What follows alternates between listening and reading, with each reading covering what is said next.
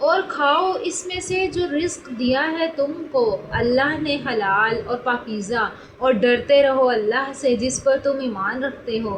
نہیں گرفت فرماتا تم پر اللہ تمہاری لغو قسموں پر، لیکن ضرور مواخذہ کرے گا تم سے ان پر جو مضبوط کر چکے ہو تم اپنی قسمیں۔ سو کفارہ ہے اس کا کھانا کھلانا 10 محتاجوں کو اوس درجے کا کھانا جو کھاتے ہو تم اپنے گھر والوں کو، یا کپڑے پہناؤ ان کو، یا آزاد کرو ایک غلام۔ پھر جس کو اس کی استطاعت نہ ہو وہ روزے رکھے 3 دن کے، یہ کفارہ ہے تمہاری قسموں کا جب تم قسم کھا بیٹھو، اور حفاظت کیا کرو اپنی قسموں کی۔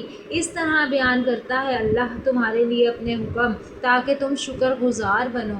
اے ایمان والو، بلا شبہ شراب اور جوا اور بت اور پانسے یہ سب گندے شیطانی کام ہیں، سو ان سے بچتے رہو تاکہ تم فلاح پاؤ۔